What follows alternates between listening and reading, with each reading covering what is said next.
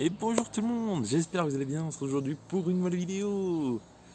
Je suis dehors, je suis dans mon jardin tranquillement. Ça y est, je suis papa les amis. Et ça c'est vraiment cool. C'est pas facile de faire cette vidéo. L'accouchement était prévu, du coup je vous en avais parlé plusieurs fois dans la vidéo. Je crois qu'il y a même une vidéo que je vous ai pas sortie qui était prévue, qui devait sortir, où je vous parlais justement rendez-vous le 16 machin et tout.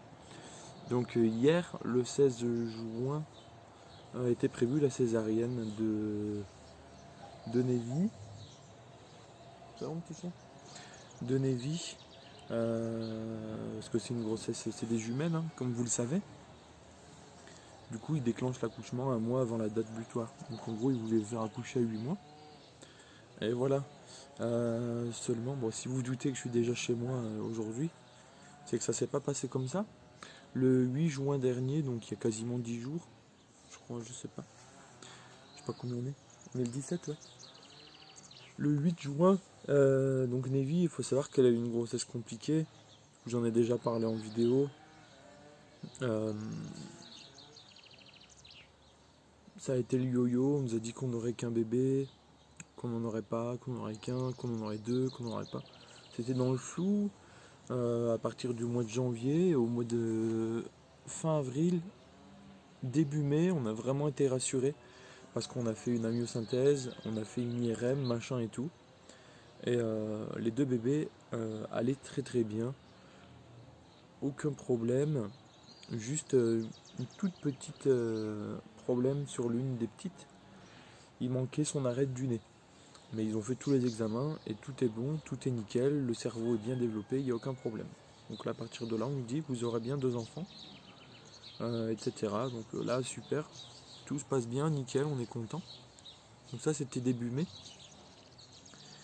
Et du coup, Nevi était quand même suivi tous les 3 jours, c'est le protocole, hein. Une sage-femme vient à domicile, elle vérifie le cœur des bébés, etc.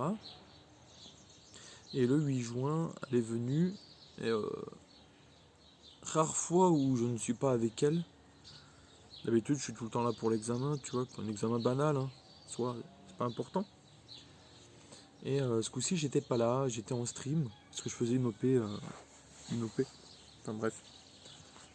Du coup, j'étais tranquille en stream, puis Nevi, elle m'envoie un message, elle me dit ouais, tu peux descendre. Du coup, je descends, et la sage-femme me dit ouais, il va falloir aller à l'hôpital, parce qu'il y a le tracé de l'une des petites qui est pas forcément correct.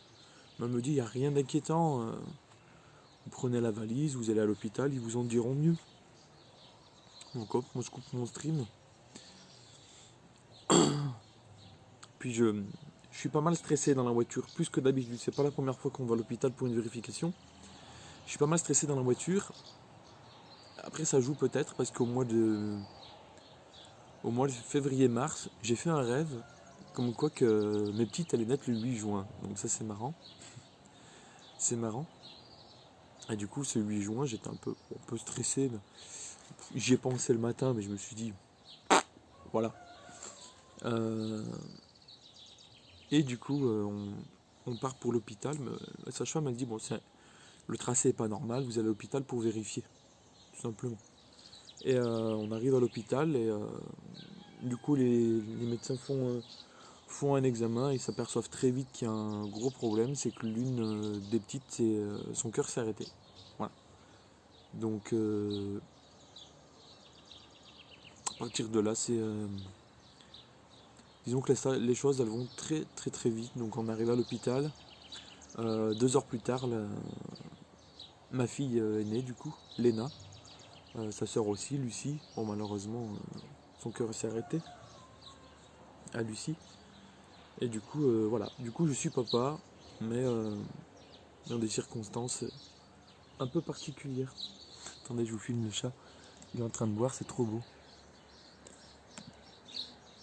Ah, vous l'avez pas vu, il se mettait debout pour boire. Du coup, voilà, je suis papa dans des circonstances un peu particulières. C'est vraiment compliqué d'être. Au final, j'ai pas l'émotion. Enfin, c'est pas que j'ai pas l'émotion, mais. Un coup t'es joyeux, un coup t'es triste, un coup t'es joyeux, un coup t'es triste, quoi. C'est vraiment particulier. Je souhaite vraiment à personne de vivre ce genre de choses, hein. c'est pas facile. Alors je sais que ça pourrait être pire, hein. J'ai quand même une fille, c'est déjà super, mais ça pourrait être pire. Mais c'est pas facile à gérer, donc voilà. Je voulais quand même vous faire cette vidéo. Ça me semble important.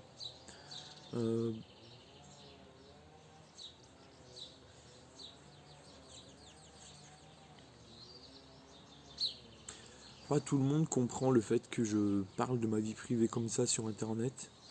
Mais à partir du moment où tu es influenceur, t'as pas le choix. T'as pas le choix, des choses comme ça, t'as pas le choix. Tu peux pas cacher le fait que tu vas avoir un enfant. C'est impossible.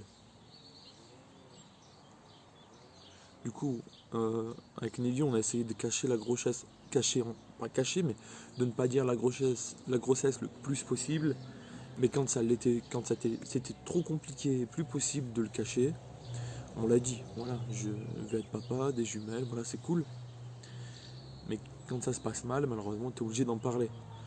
Je fais surtout référence, j'avais tweeté le jour où c'est arrivé, du coup le lendemain, pour annoncer la nouvelle et la mauvaise nouvelle. J'ai eu quelques critiques à ce sujet-là, comme quoi j'étalais ma vie privée, mais faut bien. T'as pas le choix quand t'es influenceur, je peux pas vous cacher le fait que j'ai une fille, tu vois. Enfin bref, voilà. Je sais pas ce qu'il fait le chat. En tout cas, je vous remercie tous pour vos messages de soutien, ça m'a fait beaucoup plaisir, j'en ai reçu énormément. C'est très gentil. Maintenant, j'aimerais tourner la page, entre guillemets, à ma façon. J'ai pas forcément envie que vous m'en parliez souvent. Enfin, je sais pas comment dire. Je suis passé sur un stream entre temps. Et si vous voulez, j'étais pas traité comme d'habitude, j'étais traité en mode ouais. Enfin, je ressentais que c'était différent. Je comprends tout à fait que c'est pas évident d'être en face d'une personne qui traverse ça, mais moi en tout cas ce que je vous demande pour ma part, c'est de pas faire comme si de rien, mais de me traiter comme avant. Me parler comme avant, c'est ce que je préfère. Voilà. Après je sais que c'est compliqué, un petit message de soutien ça fait toujours plaisir. Donc je sais. Des fois en gros, je suis dans un move où j'ai envie de pas y penser du tout, dans un autre, ça me gêne pas d'en parler. Donc c'est compliqué. Voilà. C'est tout pour moi. J'espère que cette vidéo vous aura plu. Enfin, ça fait bizarre dit comme ça. Je vais reprendre le rythme des vidéos. Je vais essayer de reprendre le rythme de tous les 2 jours, quand même. Il y en a une que j'avais tournée qui va sortir, du coup. Vous comprendrez le décalage, parce que je dis que ma femme va bientôt coucher, etc. Alors que c'est déjà fait. Ah bon, vous comprendrez les choses. Voilà. C'est tout pour moi. Je vous laisse. Je vous dis à bientôt pour une vidéo. Peace.